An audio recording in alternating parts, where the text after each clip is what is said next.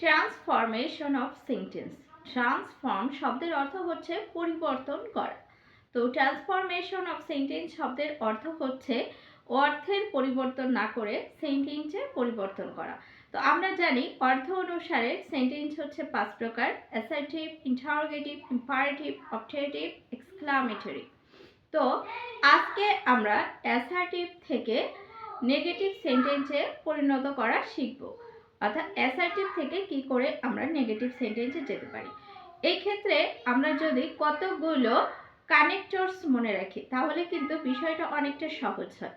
যেমন first connector, যদি সেন্টেন্সের কোথাও অনলি অথবা অ্যালোন থাকে, এই ক্ষেত্রে আমরা নেগেটিভ করতে চাইলে সেক্ষেত্রে যদি ব্যক্তি বোঝায় সেক্ষেত্রে নান বাট, যদি বস্তু বোঝায় নাথিং বাট, যদি সংখ্যা বোঝায় নট লেস দেন, কিন্তু যদি বয়স বোঝায় সেক্ষেত্রে আমরা নট মোর দেন ব্যবহার করতে পারি।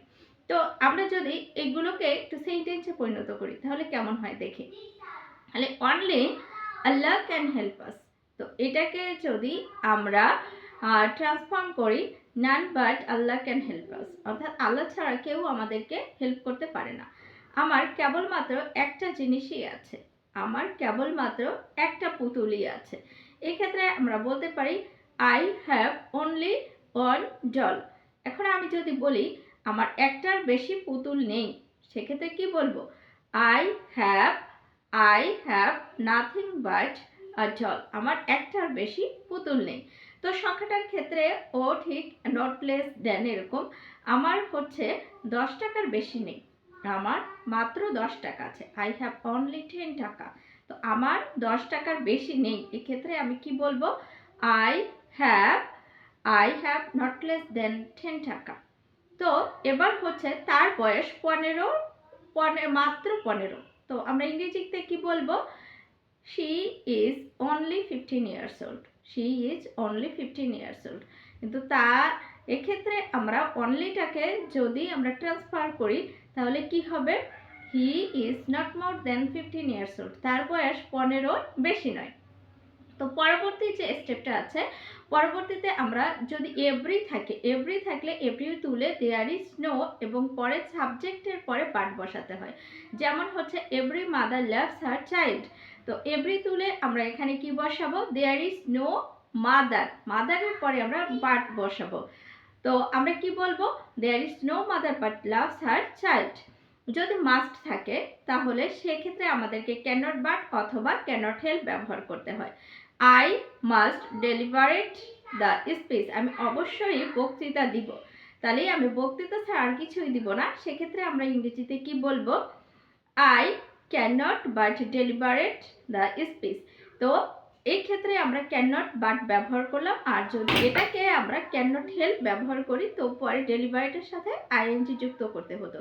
তো কোথাও সেন্টেন্সের কোথাও আমরা যদি টু ডট ডট টু দেখি, এটা অ্যাসার্টিভ সেন্টেন্স, এটাকে আমাদেরকে যদি নেগেটিভে পরিণত করতে হয় তাহলে সেক্ষেত্রে আমরা সো ডট ডট দ্যাট ব্যবহার করি। যেমন I am too weak to walk, আমি হাঁটায় খুব দুর্বল, এটাকে যদি আমরা এখন নেগেটিভ করি তাহলে কি হবে?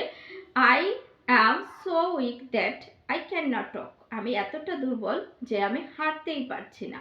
এবার হচ্ছে আমাকে বেঁচে থাকতে হলে খেতে হবে, বেঁচে থাকতে হলে খেতে হবে, তো সেই ক্ষেত্রে আমরা বেঁচে থাকার জন্য খাই, এভাবেও বলতে পারি we eat to live, we eat to live. তো কোথাও যদি আমরা টু অথবা ইন অর্ডার টু দেখি সেক্ষেত্রে আমরা সো দ্যাট প্লাস হচ্ছে সাবজেক্ট প্লাস ক্যান অথবা কুড ব্যবহার করতে পারি।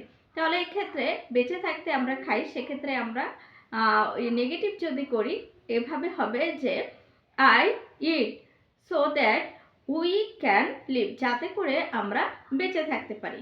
এবার নট অনলি বাট অলসো যদি থাকে কোথাও তাহলে নট অনলি বাট অলসো যুক্ত সেন্টেন্সকে আমরা বোথ ডট ডট অ্যান্ড যদি থাকে, অর্থাৎ আমি চা এবং কফি দুটাই খাই, সেক্ষেত্রে কি হতে পারে? I drink both T and coffee.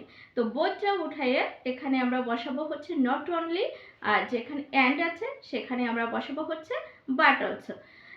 অনেক ক্ষেত্রে আমরা দেখি যে সুপারলেটিভ ডিগ্রিকে নেগেটিভ করতে বলেছে, এক্ষেত্রে আমরা কি করব? সুপারলেটিভ ডিগ্রিকে নেগেটিভ করার জন্য আমরা পজিটিভ ডিগ্রি নো আদার